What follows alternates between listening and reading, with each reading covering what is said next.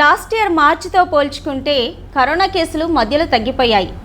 మళ్ళీ ప్రజెంట్ ఉన్న సిచ్యువేషన్లో ప్రతిరోజు కూడా కరోనా కేసులు పెరుగుతున్నాయి. వ్యాక్సిన్ పట్ల ప్రజలకు ఎంతవరకు అవగాహన ఉంది? వ్యాక్సిన్ తీసుకోవడానికి ప్రజలు ఎందుకు భయపడుతున్నారు? ఈ విషయాలనన్నీ అడిగి నివృత్తి చేసుకుందాం. District medical and health officer Jummidi Venkati గారిని అడిగి. నమస్కారం సార్. నమస్తే సార్, మనము గ్రేటర్ పరిధిలో కరోనా కేసెస్ కనుక చూసుకుంటే లాస్ట్ ఇయర్ మార్చ్కి ఈ ఇయర్ మార్చ్కి 1 ఇయర్ కావస్తుంది. పెరుగుతూ పోయింది తప్ప తగ్గడం లేదు. కారణం ఏంటి? సో ముఖ్యంగా మనం చూసుకుంటే గత సంవత్సరం మార్చ్ 2 ఫస్ట్ కేసు మనకు హైదరాబాద్లో రావడం జరిగింది. అప్పటి నుంచి కేసెస్ పెరిగాయి. అప్పుడు కొత్తగా ఉండింది అంతా కూడా, అవేర్నెస్ లేదు, దాని గురించిన లిటరేచర్ లేదు, ట్రీట్మెంట్ పైన సరైన అవగాహన లేదు, అన్నీ డెవలప్ చేస్తూ పోయారు. ఆ డెవలప్ చేసే క్రమంలో మనము కేసును ట్రీట్మెంట్ చేస్తూ పోయినాం. సో టెస్టింగ్, ట్రేసింగ్, ట్రీట్మెంట్, ఇవన్నీ పాలసీలు అనేది చేస్తూ పోయినాం. ఒక స్టేజ్లో దాదాపుగా కట్టడి స్టేజ్కి మనం చేరాం. టోటల్గా లెస్ దాన్ 1% కేసెస్ కూడా మనకు నమోదయ్యాయి. సో తగ్గిపోయింది అనుకున్న టైంలో తగ్గిపోయింది అనుకునే స్టేజ్లో మళ్ళీ అగైన్ కేసెస్ వస్తూ ఉన్నాయి. సో ఆల్రెడీ మనకు దీనిపైన కోవిడ్ SARS-2 పైన మనకు ఒక అవగాహన ఉంది. తన ఆకృతిని మార్చుకుంటూ వస్తూ ఉంటుంది అని చెప్పి ఒక అవేర్నెస్ అనేది ముందు నుంచే ఉంది. దాంట్లో మనకు నెక్స్ట్ కేసెస్ ఎక్కువ అవుతాయని చెప్పి కూడా ప్రభుత్వం నుంచి ముందే ఊహించడం కూడా జరిగింది. కాకపోతే సమయం ఇంకా ముందు ఊహించాం, కానీ ఇప్పుడు ఈ సమయంలో రావడం జరిగింది. సో అప్పటి నుంచి ఇప్పటికి చూసుకుంటే కనుక అప్పటితోటి పోల్చుకుంటే కొన్ని కేసెస్ ఎక్కువగా ఉన్నాయి. కానీ ఇప్పుడు చూసుకుంటే ప్రజల్లో అవగాహన పెరిగిన తర్వాత భయం కూడా పోయింది ప్రజలకు. అండ్ కరోనాతోటి సహవాసం చేసే స్టేజ్కి మనం ఎదిగామని చెప్పి అనిపిస్తూ ఉంది. Okay, right sir. అంటే మనము లాస్ట్ ఇయర్ మార్చితో పోల్చుకుంటే ఇప్పుడు మనం ఏప్రిల్ మంత్లో ఉన్నాము. అప్పుడు అవేర్నెస్ లేదు. ట్రీట్మెంట్ అంటే కూడా ఎవరికీ తెలియదు ఎలా చేయాలి ఏంటి అన్నది స్టార్టింగ్ కరోనా వచ్చినప్పుడు. కానీ ఇప్పుడు ట్రీట్మెంట్ అంటే తెలుసు, వ్యాక్సిన్ వచ్చేసింది, పైగా ప్రజల్లో అవేర్నెస్ కూడా పెరిగింది. అలాంటప్పుడు తగ్గాలి కానీ ఎందుకు పెరుగుతున్నాయి? అవేర్నెస్తో పాటు భయం కూడా పోయిందండి సమాజం లోపల. అందుకే ఒకప్పుడు మనం లాక్డౌన్ లాంటి పరిస్థితులను చూసాం. ప్రతి ఒక్కరితోటి భయంతో గడపడం చూసాం. ఈరోజు కరోనా అంటే ఇంతేనా అనే స్టేజ్కి పబ్లిక్ చేరిపోయారేమో అనిపిస్తుంది. ఎందుకంటే ఈరోజు కేసులు ఎక్కువ నమోదవుతున్నా కూడా ఒకప్పుడు ఈ టెస్ట్ల కోసం మేము కమ్యూనిటీలోకి వెళ్ళి, మార్కెట్లలోకి వెళ్ళి మేము వెతకడం స్టార్ట్ చేశాం. యాక్చువల్లీ అయితే ఒక స్టేజ్లో వాళ్ళే పబ్లిక్ మా దగ్గరికి ముందుకు వచ్చారు టెస్టులు చేయని చెప్పి. ఒక స్టేజ్లో వాళ్ళు డిసప్పియర్ అయిపోయారు. మేమే కమ్యూనిటీలోకి వెళ్ళాల్సిన పరిస్థితి కూడా వచ్చింది. ఎందుకంటే టెస్టింగ్స్ ఎక్కువ చేయడం ద్వారా మనం ఎక్కువ మందిని గుర్తిస్తాం. ఆ ఎక్కువ గుర్తించడం ద్వారా మనము కాంటాక్ట్ ట్రేసింగ్ ఎక్కువ చేసి దాని ద్వారా ఎక్కువ కేసులను గుర్తిస్తే మనం తక్కువ ఇమీడియట్గా కంట్రోల్ చేయొచ్చు అనే దానికి పాలసీలో భాగంగా మనము టెస్టులు ఎక్కువగా చేయడానికి ఈవెన్ కమ్యూనిటీస్లోకి వెళ్ళడం జరిగింది. అప్పుడు ప్రజలు మన ముందుకు రాలేరు. We used to go to market, we used to go to apartments, we used to go to bus stands, railway stations. అలా మేము ఒక స్టేజ్లో అలాంటి స్టేజ్లోకి వెళ్ళి కూడా కేసెస్ని కోసం ట్రేస్ చేయడానికి ప్రయత్నం చేశాం. ఓకే సార్, మీరు ఇప్పుడు ఏమంటున్నారంటే ప్రజల్లో భయం అనేది పోయింది. అప్పుడు భయపడేవారు, ఇప్పుడు భయం అనేది లేదు, కోవిడ్తో సాహసం చేస్తున్నారు అంటున్నారు. భయం పోవడానికి కారణాలు ఏంటి? సో ముఖ్యంగా ప్రజల్లో అవగాహన పెరిగిన తర్వాత దీని కేస్ ఫెటాలిటీ రేట్ అనేది తక్కువగా ఉండడం కావచ్చు. ఆ తదుపరి సో మనం ఎంతమంది ఎఫెక్ట్ అయ్యారో కంపేరిటివ్లీ హాస్పిటలైజేషన్ తక్కువగా ఉండడం కావచ్చు. ఆ తదుపరి హోమ్ ఐసోలేషన్, జాగ్రత్తలు తీసుకోవడం లాంటి పద్ధతులు అనేది మనకు అందుబాటులోకి రావడం కావచ్చు. ఆ విధంగా రావడంతో హాస్పిటల్ వెళ్ళడం కన్నా మనం ఇంట్లో జాగ్రత్తలు తీసుకొని ఉంటే కనుక తప్పనిసరిగా మనము క్యూర్ కావచ్చు అనే ఉద్దేశం అనేది పబ్లిక్లో వచ్చి ఉంటుందని చెప్పి మేము అనుకుంటా ఉన్నాం. అదేవిధంగా కానీ మేము ఎక్స్పెక్ట్ చేసినట్టు అంటే ఒక పరిణామం ఏంటంటే, అన్ఎక్స్పెక్టెడ్ పరిణామం ఏంటంటే, ఏదైతే కోవిడ్ నుంచి మనల్ని మనం కాపాడుకోవడానికి ఈరోజు వచ్చిన వ్యాక్సిన్ కంటే ఇంపార్టెంట్ ఫ్యాక్టర్స్ ఉన్నాయి కొన్ని.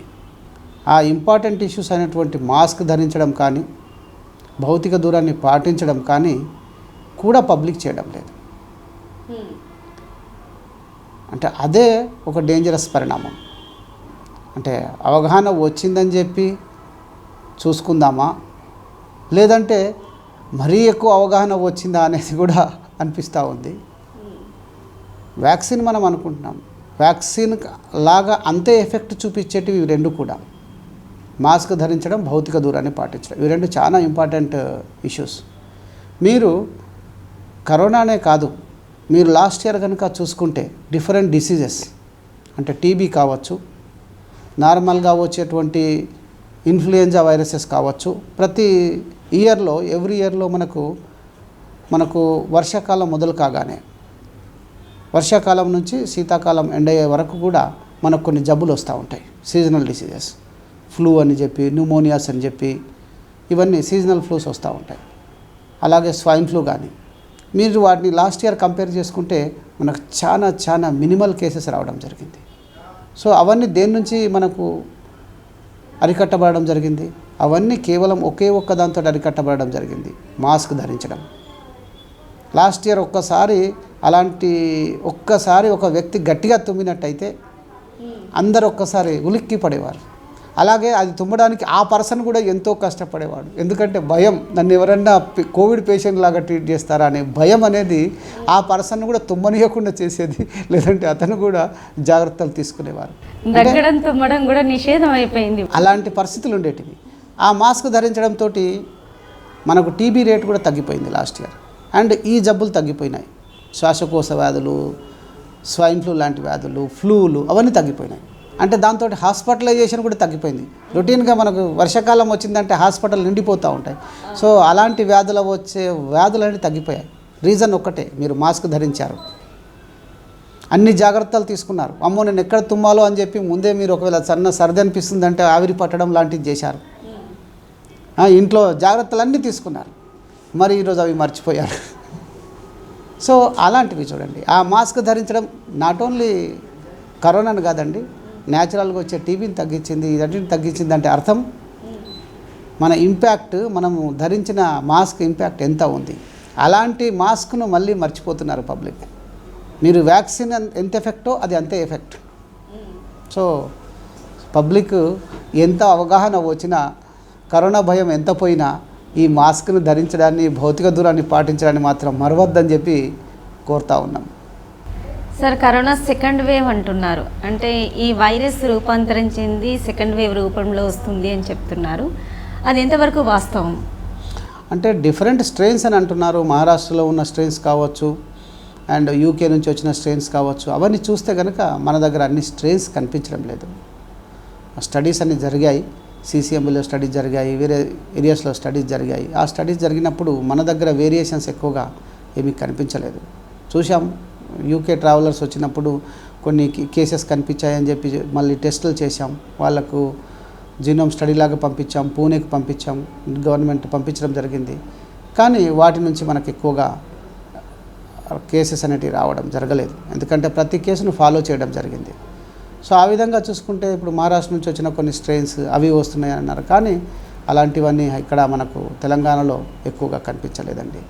సో కేసెస్ వస్తూ ఉన్నాయి అంటే మనకు వచ్చిన నంబర్, మనం గ్యాదరింగ్స్ ఎక్కువ కావడం కానీ, మాస్క్ ధరించకపోవడం కానీ రొటీన్గా జరుగుతూ ఉంది. దాంతో వస్తూ ఉన్నాయి.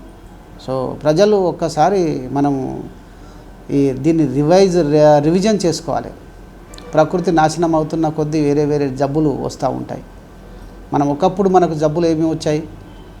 డయేరియల్ డిసీజెస్, అతిసార వ్యాధితో ఎక్కువ మంది చనిపోయారు. ఒక్క సింపుల్ టెక్నిక్, చేతులను శుభ్రం పెట్టుకోవడం, నోట్లోకి ఆహారం పోతున్నా, ఏమి మనం తీసుకుంటున్నా చేతులను శుభ్రంగా తీసుకోవడం ఒకటి లాంటి ఒక రీజన్ ఎన్నో వ్యాధుల్ని మనం అరికట్టింది. అలాగే సేఫ్ డ్రింకింగ్ వాటర్, ఈ 2 స్టెప్స్ అనేటివి ఎన్ని వ్యాధులను అరికట్టింది, ఎన్నో వ్యాధులను అరికట్టింది.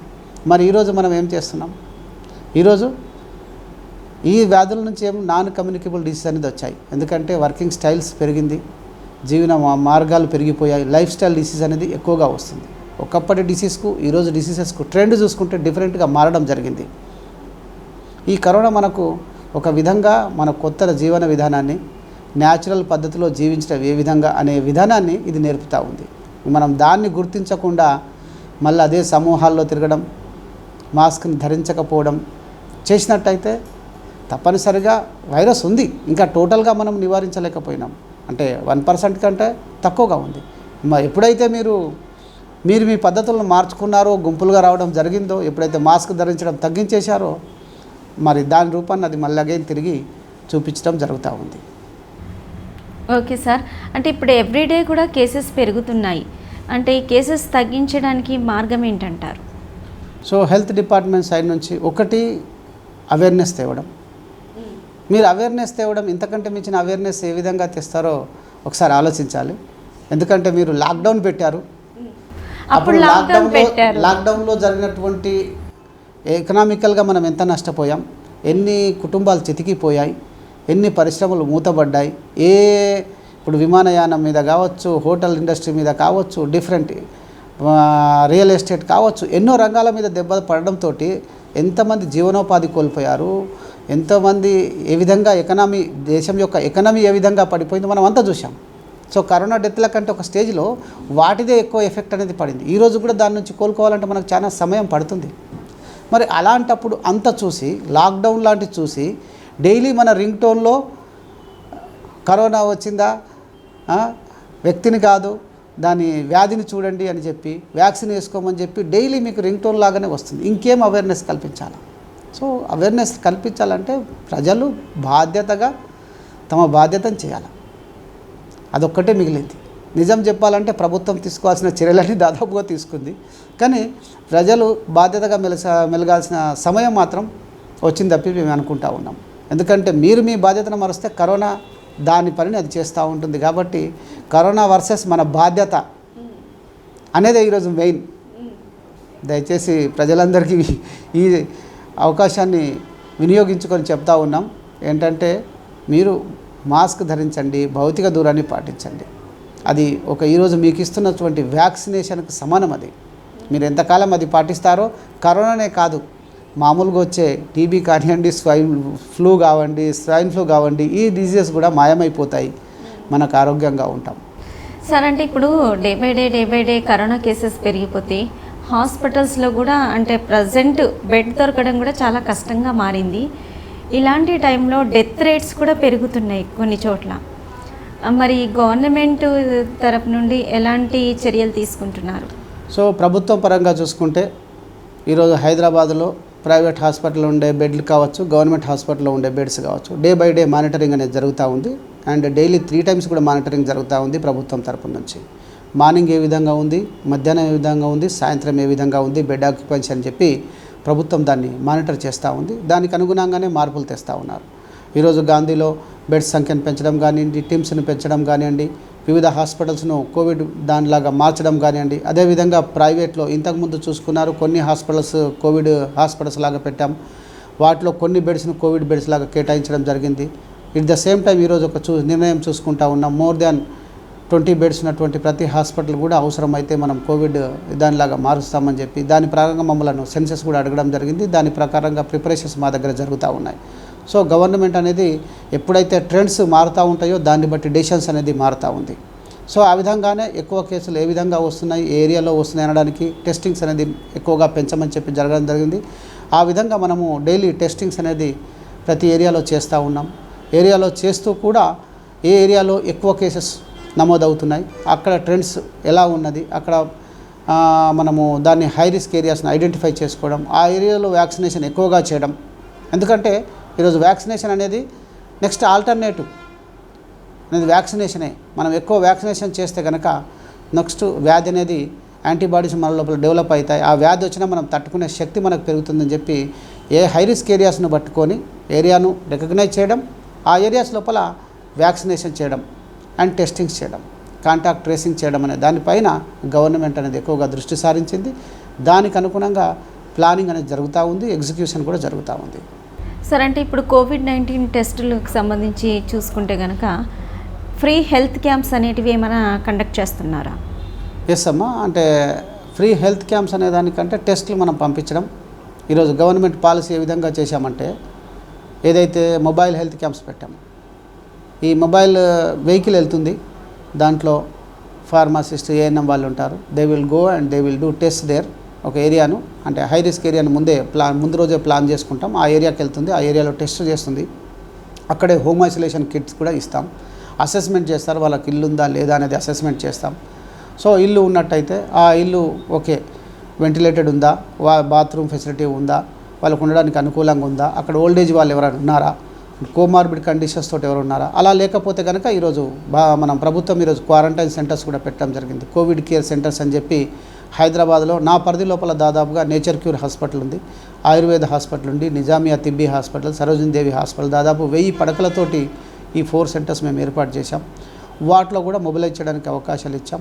సో అక్కడ పెడతా ఉన్నాం. సో అక్కడ కూడా అన్ని ఏర్పాట్లు చేయడం జరిగింది, హెల్త్ మన సిబ్బందిని పెట్టడం జరిగింది, టెస్టులు చేయడానికి తెలంగాణ డయాగ్నోస్టిక్ నుంచి కూడా ఏర్పాట్లు చేయడం జరిగింది, వారికి ఫుడ్ కోసం ఏర్పాటు చేయడం జరిగింది. ఈ విధంగా ప్రభుత్వం testing, home isolation kits, place లేదు, covid care centers, from there ఎక్కువ ఏమైనా సమస్యలు వచ్చిందంటే హాస్పిటల్స్, ఈ రకమైన ప్లానింగ్ ద్వారా ప్రభుత్వం అనేది డే టు డే మానిటరింగ్ చేస్తూ ఉంది. సో తప్పనిసరి ప్రభుత్వం అనేది ఏర్పాట్లు పక్కాగా ఉన్నాయి. ప్రజలు ఈ విషయంలో ఆందోళన చెందాల్సిన అవసరం లేదు. ఎప్పటికప్పుడు మారుతున్న ట్రెండ్స్ను కూడా గమనిస్తూ ఉంది. ఆ మారుతున్న ట్రెండ్స్ ప్రకారమే మనము ప్లానింగ్ చేసుకొని ఏర్పాట్లు కూడా చేస్తూ ఉన్నాం. ఓకే సార్, ఒకవేళ హైదరాబాద్లో ఉన్న అన్ని హాస్పిటల్స్లో బెడ్స్ అన్నీ కూడా ఫుల్ అయిపోతే ఫర్దర్గా ఏంటి? ఇది ఒక్క ప్రభుత్వమే సరిపోదమ్మా ఆలోచించడానికి. మీడియా ఆలోచించాలి, నేను ఆలోచించాలి, మీరు ఆలోచించాలి, ప్రజలు కూడా ఆలోచించాలి. ఈరోజు మన దగ్గర పెరుగుతున్నాయి కాబట్టి డెఫినెట్లీ కేసెస్ పెరుగుతున్నాయి కాబట్టి ఎందుకు ప్రజలు ఆలోచించాలి అంటున్నాను. ఎందుకు ప్రజలు ఆలోచించాలి? ప్రజలు ఆలోచించి ఒక రీజన్, ఎలా వ్యాప్తి ఎలా అరికట్టవచ్చు మనం? వ్యాప్తికి సింపుల్ రీజన్ ఇదే కదా. ఒకటి రీజన్ మాస్క్ ధరించడం, భౌతిక దూరాన్ని పాటించడం, గ్యాదరింగ్స్లోకి పోకపోవడం. హ్యాపీగా గ్యాదరింగ్స్లో వెళ్లకుండా ఉండండి, మాస్క్ కంపల్సరీ ధరించండి. మీరు వెళ్తున్నప్పుడు మన హ్యాండ్స్ని ఎప్పుడప్పుడు క్లీన్ చేసుకోండి, తప్పనిసరిగా అరికట్టడానికి అవకాశం ఉంది. లేదు, వ్యాక్సిన్ తీసుకోండి. దగ్గరలో మీ వ్యాక్సిన్ సెంటర్స్ ఉన్నాయి. ఎక్కడ వ్యాక్సిన్ సెంటర్స్ ఉన్నాయో మేము హైదరాబాద్ అంతటా దాదాపుగా ఇప్పుడు గవర్నమెంట్లో చూసుకుంటే 98 సెంటర్స్ ఉన్నాయి, ప్రైవేట్లో చూసుకుంటే 54 సెంటర్స్ ఉన్నాయి. ఇంకా కొన్ని సెంటర్స్లో మనం ఎక్కువ ప్రైవేట్ హాస్పిటల్ పెంచడానికి చూస్తూ ఉన్నాం. అదే మాదిరిగా గౌరవ ముఖ్యమంత్రి గారు అందరికీ ఒక ఇన్స్ట్రక్షన్స్ ఇవ్వడం జరిగింది. ప్రతి ఎంప్లాయీ వ్యాక్సినేషన్ చేసుకోవాలని చెప్పి, విధిగా చేసుకోవాలని చెప్పి చెప్పడం జరిగింది.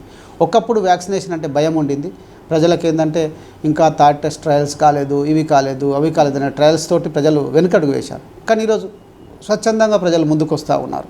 ఈరోజు హైదరాబాద్లో చూసుకుంటే 93% వ్యాక్సినేషన్ సక్సెస్ రేట్ ఉంది. సో ప్రతి పర్సన్, ముఖ్యంగా కోమార్బిడ్ కండిషన్స్ ఉన్న వాళ్ళు, అబోవ్ 60 వాళ్ళు, 45 కూడా గవర్నమెంట్ ఇస్తూ ఉంది. సో గవర్నమెంట్ చేస్తున్నటువంటి ఈ ఏర్పాట్లను మనము ముందుగా ఎంతోగాని ఆలోచించి ఒక ప్రణాళికతోటి గవర్నమెంట్ చేస్తూ ఉంటుంది. కాబట్టి మనం వాళ్ళకు అనుకూలంగా వాటిని కరెక్ట్గా మనం యూటిలైజ్ చేసుకుంటే కనుక, యూటిలైజ్ ఒక సైడ్ అండ్ ప్రివెంటివ్ మెజర్స్ ఒక side. Prevention is better than cure అనే వర్డ్ ఎంతో పాతకాలంది, బట్ ఎప్పటికైనా అవసరమైన వర్డ్. అది కరెక్ట్గా వినియోగించుకోవాలని చెప్పి ఎస్ అండి, తప్పనిసరిగా prevention is better than cure. ఇది ప్రూవ్ చేసింది. ఈరోజు మీరు స్కిన్ డిజీజెస్ తక్కువైనాయి, ఎందుకు? పొల్యూషన్ తక్కువైంది, ఎందుకు? ఇవన్నీ చూడండి ఒకసారి. నేచర్ ఎట్ సైడ్ వెళ్తున్నాం, మనకు వచ్చే ఎన్ని డిసీజ్ను ఇది ఆపుతూ ఉంది, మనకు అవగాహన కల్పిస్తూ ఉంది. కాబట్టి మీరు నిజంగా ఈ కరోనా చేస్తున్నటువంటి పుణ్యం ఏదైతే ఉందో, అంటే నిజంగా చెప్పాలంటే మీరు మాస్కులు ధరించడం ద్వారా మీకు మంచి ప్రొటెక్షన్ వస్తుంది. దయచేసి ధరించండి. సార్, ఇప్పుడు వ్యాక్సినేషన్ చెప్తున్నారు కదా, హైదరాబాద్లో అంటే ఎక్కడెక్కడ వ్యాక్సినేషన్ సెంటర్స్ ఉన్నాయి మనకు? సో హైదరాబాద్ ఇంతకుముందు మన గవర్నమెంట్ ప్రతి ప్రాథమిక ఆరోగ్య కేంద్రాలలో వ్యాక్సినేషన్ పెట్టాం. గవర్నమెంట్ హాస్పిటల్, సిఎస్సిస్, area hospital, district hospital, tertiary hospitals అన్నిటిపైన వ్యాక్సినేషన్ పెట్టాం. అలాగే ఇప్పుడు ప్రైవేట్ హాస్పిటల్లో కూడా వ్యాక్సినేషన్ పెట్టాం. ప్రతి ప్రైవేట్ హాస్పిటల్ అంటే దాదాపుగా 54 హాస్పిటల్స్ ఈరోజు ఉన్నాయి. ఇంకా కొన్నిట్లో విస్తరిస్తున్నాం. సో ప్రజలకు అవసరాలకు అనుగుణంగా ప్రజలకు దగ్గరలో ఉండేటట్టు కూడా చేస్తూ ఉన్నాం.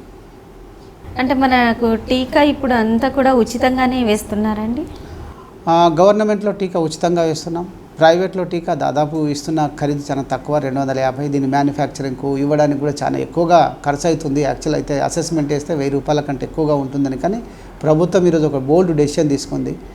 ఏదైనా సరే ప్రజలకు ఎక్కువగా అందుబాటులోకి తేవాలా.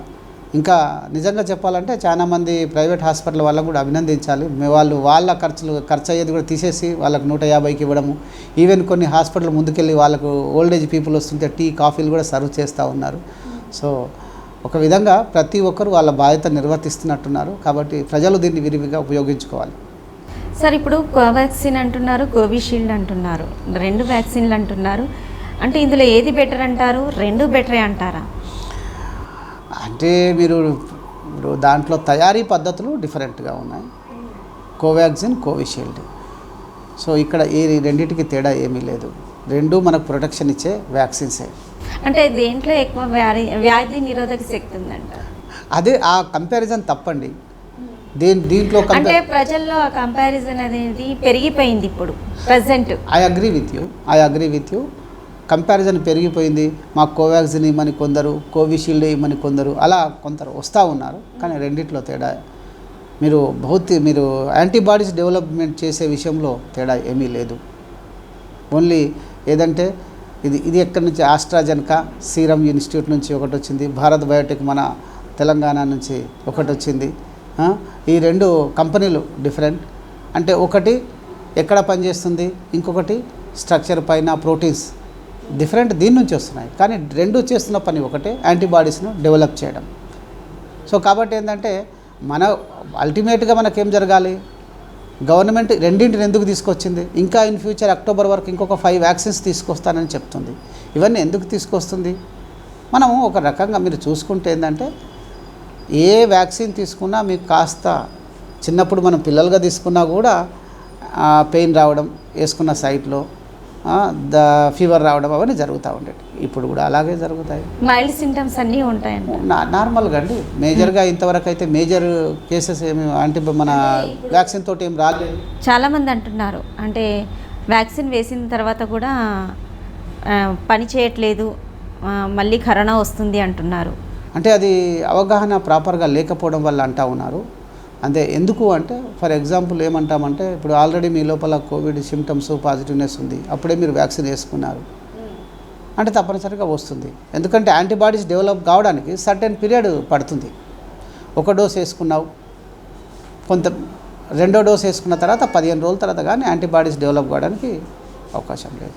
అలాంటప్పుడు మీరు ఇది వేసుకున్నాం వచ్చింది, ఇక్కడ కేవలం అవగాహన లోపం ఉంది తప్ప వ్యాక్సిన్ ఇన్ఎఫెక్టివ్నెస్ కానీ అంటే వ్యాక్సిన్ సరిగా పని చేయట్లేదు, వ్యాక్సిన్ వేసుకున్న తర్వాత కూడా ఆగట్లేదు, ఇది మళ్ళీ కొంతమందికి ఏమో రియాక్షన్ అవుతుంది అని ఇలా చాలా రకాలుగా మాట్లాడుతూ ఉన్నారు ప్రజలందరూ కూడాను. ఇవి అప్రహెన్షన్స్ ఉన్నాయి, సరి అయిన నాలెడ్జ్ లేకపోవడం కావచ్చు, అంతే తప్పించి మీరు వేరే విధంగా కాదు. మీరు చాలామందిని చూశారు ఈ మధ్యలో, కొందరు మెయిన్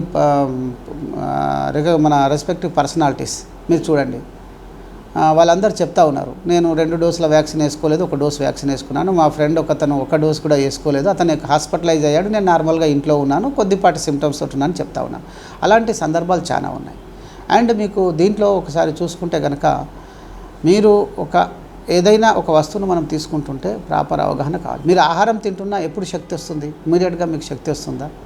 కొంత అది అరిగి మీ బాడీలో వచ్చి దాన్ని గ్లూకోజ్గా మారి అక్కడ మీకు వచ్చినాకనే మీకు శక్తి వస్తుంది. కొంత సమయం అయితే తీసుకుంటుంది కదా. మరి అలాగే ఇది కూడా మీకు యాంటీబాడీస్ డెవలప్ సర్టెన్ టైం పడుతుంది. ఆ సర్టెన్ టైం వరకు మీకు ప్రొటెక్షన్ మీరు చెప్తా ఉన్నారు. ఎందుకు చెప్తా ఉన్నారు? వ్యాక్సిన్ వేసుకున్నా సరే మీ మాస్క్ను ధరించండి, భౌతిక దూరాన్ని పాటించండి అని ఎందుకు చెప్తున్నారు? So it will take some time to develop antibodies. Again, it depends upon the individual body to body.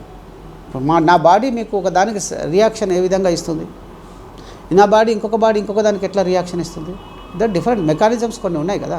మన ఇమ్యూన్ సిస్టమ్ అనేది ఎట్లా రియాక్ట్ అవుతుందో దాన్ని బట్టి ఉంటుంది. కాబట్టి మేజర్గా ఒక ప్రభుత్వం ఎన్ని డిస్కషన్స్ తర్వాత మీకు వ్యాక్సిన్ అనేది తీసుకొచ్చి ఉంటుంది. కోవాక్సిన్ ఒక డ్రగ్ ఏజెన్సీలు కావచ్చు, గవర్నమెంట్ అప్రూవ్ చేసిన తర్వాతనే మీ దగ్గరికి వచ్చి ఉంటుంది. క్లినికల్ ట్రయల్స్ జరిగిన తర్వాతనే మీ దగ్గరికి వచ్చాయి. మరి అన్ని క్లినికల్ ట్రయల్స్ జరిగి ఇంత పర్సంటేజ్ మీకు ప్రొటెక్షన్ ఇస్తుందన్న తర్వాతనే గవర్నమెంట్ అనుమతిస్తుంది తప్ప లేకుంటే వట్టిగానే ఏదో ఇవ్వదు కదా.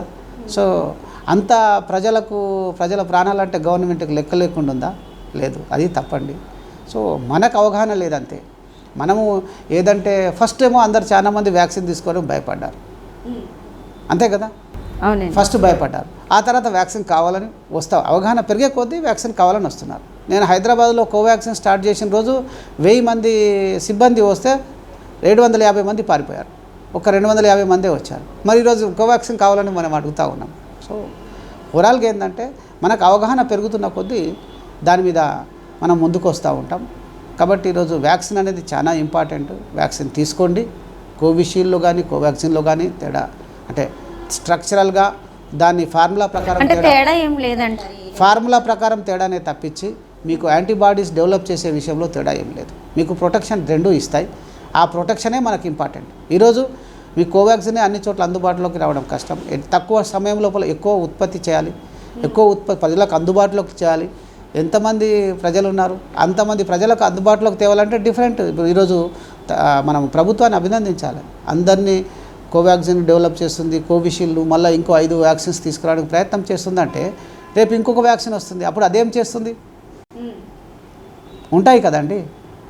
ఈరోజు మరి మీరు ఆహారం తింటారు, మీ ఇంట్లో బ్రింజాలు తింటారు, నాకు వంకాయలు పడవండి, నాకు అలర్జీ వస్తుంది కదా, అది ఫుడ్డే కదా. మరి మీరు న్యాచురల్ సిస్టంలో ఉన్న దాన్ని మీరు కరెక్ట్గా అర్థం చేసుకోకపోతే వచ్చే అనర్థాలే ఇవి. అంతకంటే మీకు ఏం లేదు దీంట్లో. ఓకే, అంటే వ్యాక్సినేషన్ పట్ల ఇంకా ప్రజల్లో అవేర్నెస్ అనేది పూర్తిగా రాలేదని మీరు అనుకుంటున్నారా? అవునండి, ఇంకా రాలేదు. అంటే దాన్ని ప్రాపర్గా అండర్స్టాండ్ చేసుకోవాలి.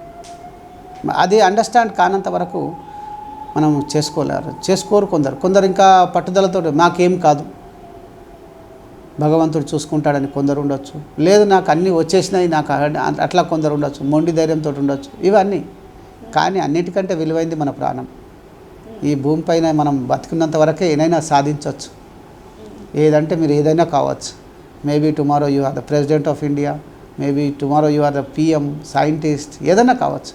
సో అంతటి విలువైన ప్రాణాన్ని సరి అయిన అవగాహన లేని ఒక్క విషయాలతోటి మీకు సరి అయిన నాలెడ్జ్ తెచ్చుకోకపోవడంతో మీరు దాన్ని నిరాకరించడం కరెక్ట్ కాదు. ఇప్పుడు ఏజ్ గ్రూప్ నుండి స్టార్ట్ అవుతుందండి వ్యాక్సిన్? ఎక్కడ నుండి ఎక్కడ ఏజ్ గ్రూప్ వాళ్ళు? ఇప్పుడైతే 45+ వాళ్ళకి ఇస్తున్నాం.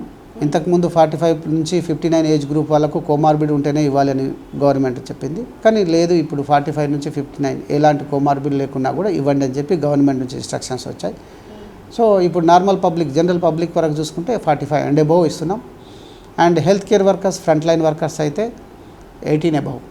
ఒకవేళ వాళ్ళు పనిచేస్తూ ఉన్నట్టయితే వాళ్ళందరినీ ప్రొటెక్ట్ చేయాల్సుకోవాల్సిన అవసరం ఉందని చెప్పి ప్రభుత్వం భావించి వాళ్ళందరికీ వ్యాక్సినేషన్ ఏర్పాటు చేసుకోవడం జరిగింది. సో ఆ విధంగా అందరూ దాదాపు ముందుకు వస్తున్నారు. గత 2 రోజుల నుంచి చూసుకుంటే ఆల్ ఎంప్లాయీస్ కూడా చాలా ముందుకు వచ్చి చేయించుకుంటూ ఉన్నారు. Okay, right sir. అంటే మీరు ఇప్పుడు వ్యాక్సినేషన్ గురించి చెప్తున్నారు కదా, ఈ వ్యాక్సినేషన్ వేసుకున్న వాళ్ళలో ఇంకా అంటే కోవిడ్-19 అనేది రాకుండా ఉంటుందా కంప్లీట్గా? అంటే మీకు ఆల్రెడీ ఇంతకుముందు చెప్పారు, వ్యాక్సిన్ అనేది సర్టెన్ పీరియడ్ వరకే. అంటే కొన్ని వ్యాక్సిన్స్ ఉంటాయి. మనం ఒక వ్యాక్సిన్ వేసుకున్నాం. స్మాల్ పాక్స్ అప్పట్లో ఒకసారి వచ్చింది, ఈరోజు స్మాల్ పాక్స్ లేదు. పోలియో ఒకప్పుడు ఉండేది, ఈరోజు పోలియో ఉందా? లేదు. సో పోలియో లేదు. కానీ ఇంకా మనం భారతదేశం పోలియో ఫ్రీ కంట్రీ అని చెప్పి సర్టిఫికేషన్ కూడా ఇచ్చాం. అయినా సరే పోలియో మనం వ్యాక్సిన్ వేపిస్తున్నాం. ఎందుకు? రీజన్ ఒకటే, మన పక్క దేశాల్లో ఇంకా పోలియో ఉంది కాబట్టి. ఈరోజు వరల్డ్ అనేది ఒక గ్లోబల్ విలేజ్గా మారిపోయింది కాబట్టి ఎక్కడి నుంచి అయినా ఎక్కడికైనా ట్రావెల్ చేసే అవకాశం ఉంది. కాబట్టి స్టిల్ పోలియో వైరస్ వ్యాక్సిన్ అనేది మనం కంటిన్యూ చేస్తున్నాం. ఈ వ్యాక్సిన్స్ అనేటివి మీకు ఒక కొన్ని వ్యాక్సిన్స్ లైఫ్ లాంగ్ ఒకసారి వేసుకుంటే లైఫ్ లాంగ్ ప్రొటెక్షన్ ఇస్తాయి. కొన్ని వ్యాక్సిన్స్ ఎవ్రీ ఇయర్ వేసుకోవాల్సి వస్తుంది. ఎందుకు? మీరు ఒక స్వైన్ ఫ్లూ ఉంది, ఇన్ఫ్లుయెంజా వ్యాక్సిన్స్ ఉన్నాయి, వాటికి ఎవ్రీ ఇయర్ మనం వేసుకోవాల్సి వచ్చింది. అంటే కొత్త వేరియంట్స్ వస్తాయి కాబట్టి తన రూపం మార్చుకొని వస్తుంటాయి కాబట్టి మనం ఎవ్రీ ఇయర్ వేసుకోవాల్సింది. కొన్ని లైఫ్ లాంగ్ ప్రొటెక్షన్ ఇస్తూ ఉంటాయి. సో కొంత సీజన్ వరకే పనిచేస్తుంది. ఆ విధంగా మనం డెవలప్ చేసినటువంటి వ్యాక్సిన్స్ అనేటివి ఎంతవరకు ప్రొటెక్షన్ ఇస్తాయో అంతవరకు మనము ఇది చేసుకోవాలి. కాబట్టి ఈ వ్యాక్సిన్స్ ఎంతవరకు ప్రొటెక్షన్ ఇస్తాయని చెప్తున్నారు, 1 ఇయర్, ఇంతకుముందు 1 ఇయర్ అని చెప్పడం జరిగింది. సో మరి అంతవరకు ఇది కోవాక్సిన్ అండ్ కోవిషీల్డ్ ఈ వ్యాక్సిన్స్ అనేది 1 ఇయర్ వరకు 6 months వరకు అని కొంచెం చెప్తా ఉన్నారు. సో ఎంతవరకు అయితే మన బాడీలో యాంటీబాడీస్ ఉంటాయో అంతవరకు ప్రొటెక్షన్ అనేది ఇది మళ్ళీ ఇస్తా ఆఫ్టర్ ఉంటుంది. 1 ఇయర్ మళ్ళీ టీకా తీసుకోవాలంటారండి. అప్పుడు అంతవరకు కోవిడ్ మొత్తానికి ఎరాడికేట్ కావచ్చు ఈ లోపల. Why not we expect that? అంటే మనం ప్రాపర్గా అన్నీ చేసుకుంటే ఎందుకు లేదని అనుకోవచ్చు. ఇప్పుడు స్వైన్ ఫ్లూ ఎవ్రీ ఇయర్ వస్తూ ఉంది. ఒకప్పుడు స్వైన్ ఫ్లూ గురించి మనం చాలా భయపడ్డాం.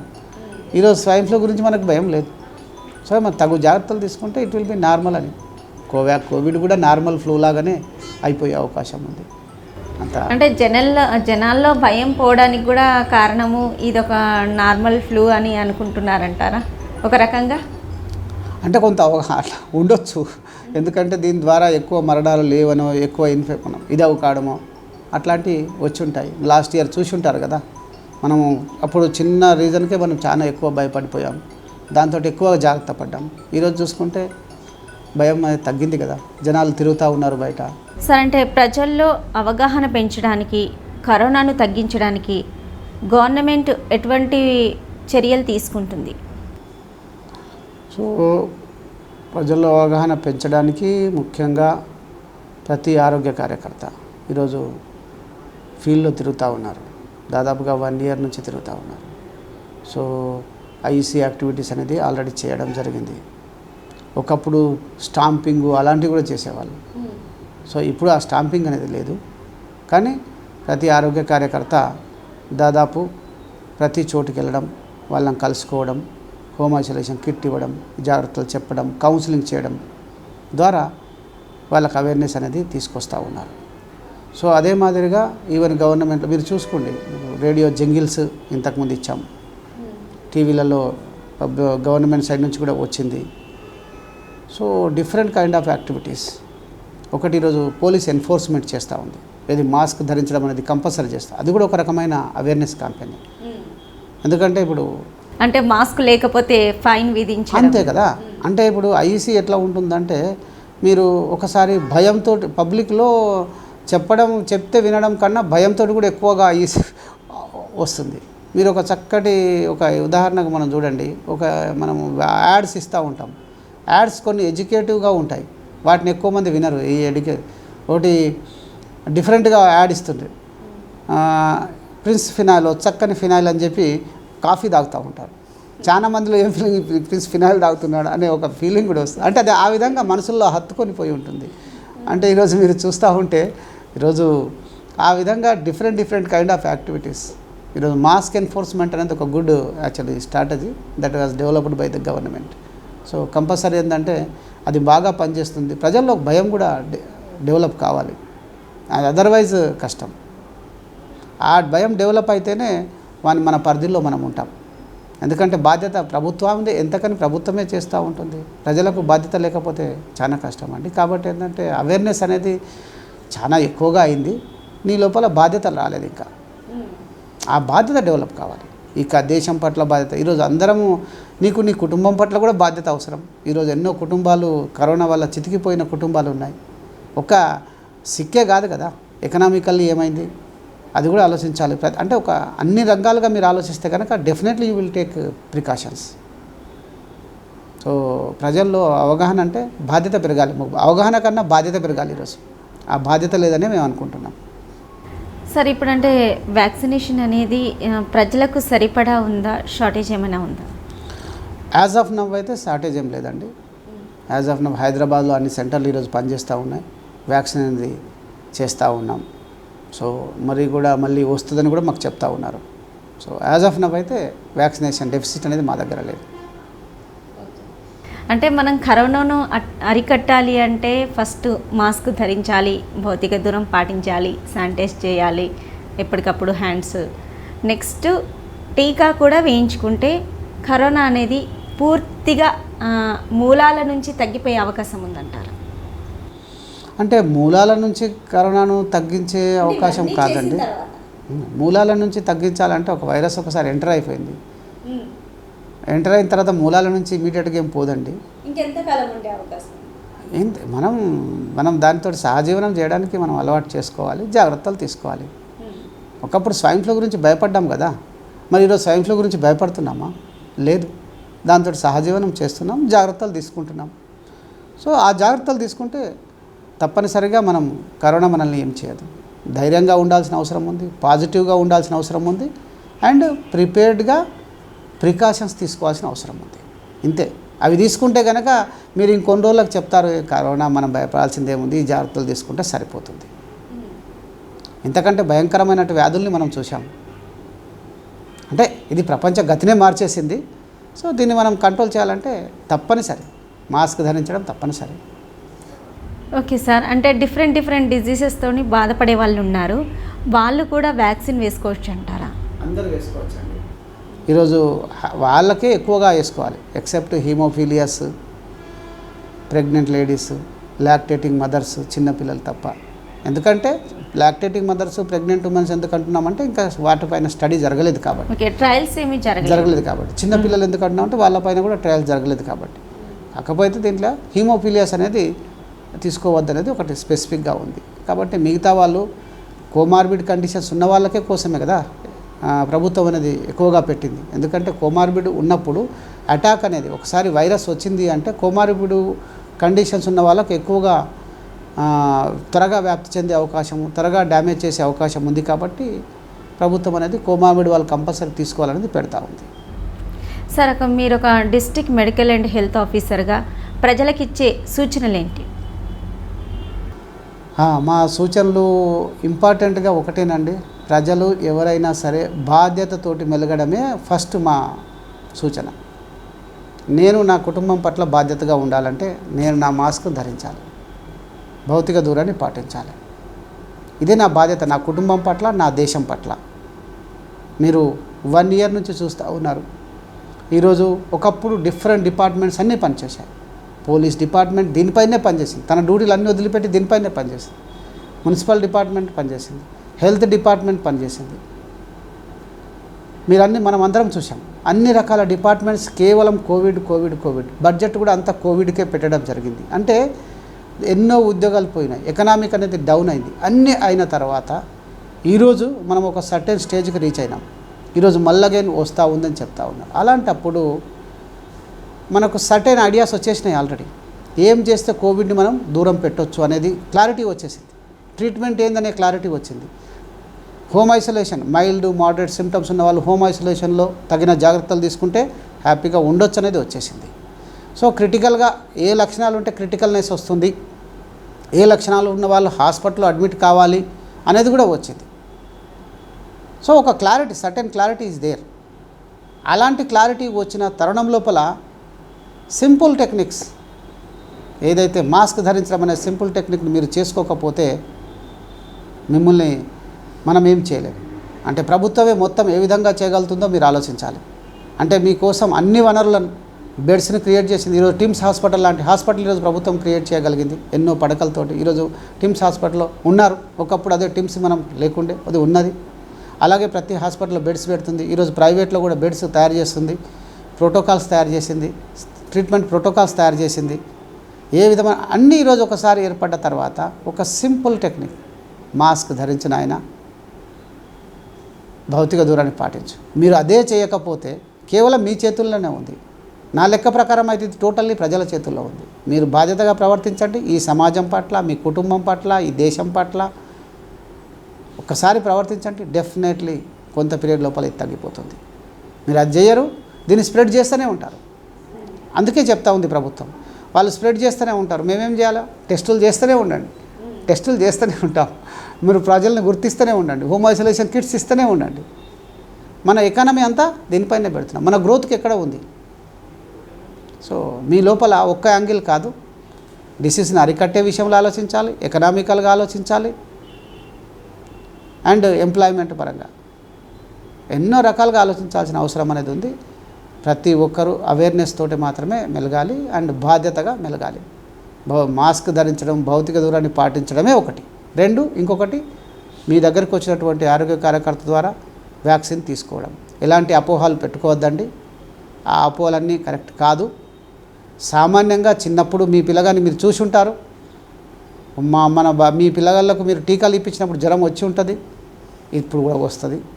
కొందరికే వస్తుంది, అందరికీ రావడం లేదు. చాలా తక్కువ పర్సంటేజ్. ఈరోజు హైదరాబాద్లో దాదాపు 4.5 మైల్డ్ సింటమ్స్ అనేటివి కంపల్సరీ ఉంటాయండి. అందరికీ రావమ్మా, కొందరికి ఎవరు కొందరికి.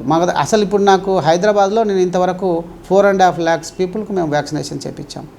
నాకు ఎంతమందికి వచ్చినట్టు సందర్భాలు వచ్చినాయి? 36 మందికో 40 మందికో వచ్చినట్టు వచ్చింది. అది కూడా మైల్డ్ సింటమ్స్. అలాంటప్పుడు ఎక్కడ 4.5 లక్షలు, ఎక్కడ 36? ఎందుకు మనం దాని గురించి ఎక్కువగా ఆలోచిస్తున్నాం? సో మన ప్రొటెక్షన్ ఇంపార్టెంట్ లేదా మనకు?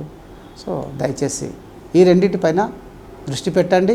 అండ్ మీ పక్కనున్న వ్యక్తి ఎవరైనా బాధ్యతగా మాస్క్ ధరించకపోతే వాడిని ధరించేటట్టు చేయండి. As a citizen of this country మీరు పక్కోని కూడా మీరు కరెక్షన్ చేయాలి. సో ఈ కరెక్షన్ చేయకపోతే జస్ట్ చెప్పడమే, అరే బాబు మాస్క్ పెట్టుకో, ఎందుకంటే వానికి పెట్టుకోకపోతే మనకు వస్తుంది కాబట్టి. సో ఇది అవసరం, పక్కోని కూడా అలర్ట్ చేయడం అనేది అవసరం. ఈ దేశంలో అది ఎక్కువ అవసరం. మనం ఏమనుకుంటామంటే మనది ఈ దేశంలో ఎందుకంటే డిఫరెంట్ కల్చర్ మనది, ఒకటే క్యాస్ట్ లేదు, ఒకటే రిలీజన్ లేదు, డిఫరెంట్ రిలీజన్స్ ఉన్నాయి, డిఫరెంట్ కమ్యూనిటీస్ ఉన్నాయి, different level of education standards ఉన్నాయి. కానీ ఇవన్నీ ఏం చేసినా మన కరోనా ఒక విషయం నేర్పింది. ఆ విషయమే నీ మాస్క్ పెట్టుకో, నేను నీ దగ్గరికి రానని చెప్తా ఉంది. దాని దగ్గరికి రానియద్దంటే నువ్వు మాస్క్ని పెట్టుకో, దాని దూరంలో ఉంచు. దాన్ని నువ్వు ఎంత దూరంలో ఉంచుతావో వేరేటోళ్ళు కూడా అంత దూరంలో ఉంటుంది, మనం కాపాడబడతాం. Right sir. కోవిడ్-19 వ్యాపించకుండా రాకుండా ఎలాంటి జాగ్రత్తలు తీసుకోవాలి అనే విషయాలను చాలా చక్కగా చెప్పారండి. Thank you so much. Thank you అమ్మ.